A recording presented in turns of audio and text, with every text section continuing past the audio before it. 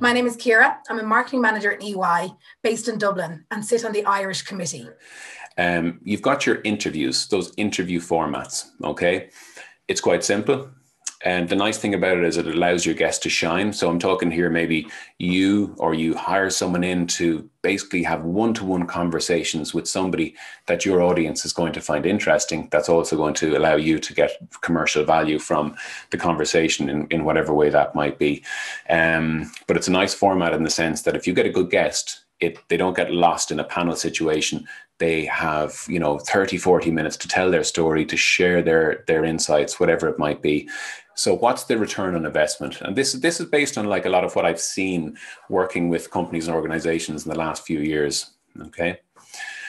Obviously brand awareness. Okay. It's a big thing. And I suppose the way I'd put it is that there are millions and millions of people who are spending time listening to podcasts on Apple, Spotify, Google every day. If you as a company or an organization do not have a presence on those platforms, then arguably you're missing out a big opportunity to connect with those people.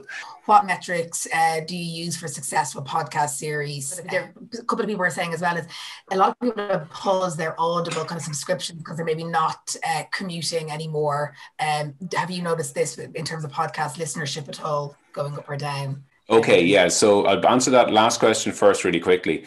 Yes, podcast listening is so wrapped up into our daily routine. So we leave the house in the morning to walk to the train, to go to work or whatever. We put on our favorite podcast, or we go to the gym at lunchtime, put on our favorite podcast.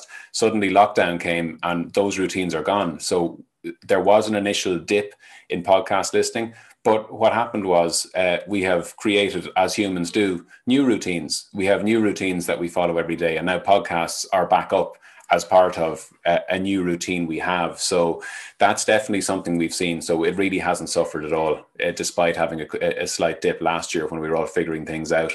Then in terms of measurement, a couple of quick things. What should you be measuring? Well, not just plays, but yes, of course, how many people are listening? Like that's obviously really important. You don't want like 5 people listening to your podcast. So you want lots of people, but you know what's more important than how many people are listening?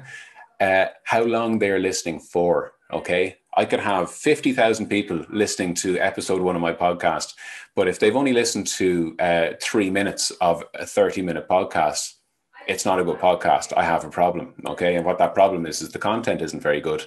But if I have 5,000 people listening to 90 to 100% of my podcast, now I know I have a different problem. I've got great content, but I've got a marketing problem. So now I need to go out and build that audience.